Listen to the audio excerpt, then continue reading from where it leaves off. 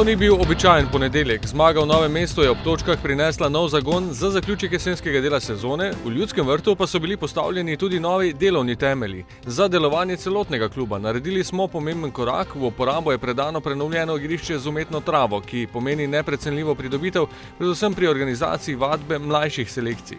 Prejšnja podlaga je bila dotrajana in kljub vmesnim posegom ni več omogočala ustreznih pogojev za vadbo, zato so v prejšnjih tednih med zamenjavo umetne trave treningi potekali tudi na nadomestnih lokacijah v Mariboru in okolici. Stara umetna trava je bila totalno iztrošena. Že 2 leti smo dobivali opozorilo Nogometne zveze Slovenije, da več ne bodo dovolili igrati tekem, dejansko je sledila prepoved.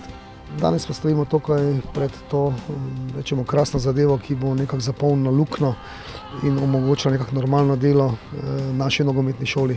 Tudi mi smo kot klub sami, torej načrtno, zavestno, sofinancirali to umetno travo v višini 50 000 evrov, jasno nepovratnih sredstev, da smo nekako pripomogli zapariti to finančno konstrukcijo.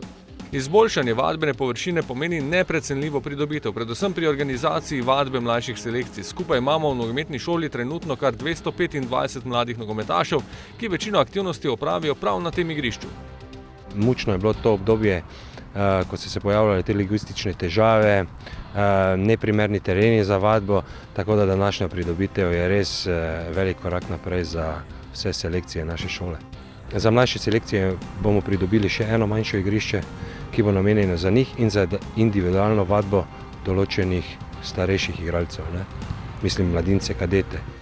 Prvi so v ponedeljkovem popoldnevu preizkusili novo igrišče mladinci in kadeti po predvidenem popoldanskem programu. S tem je tudi uradno spet v uporabi vadbeni poligon naših mlajših selekcij.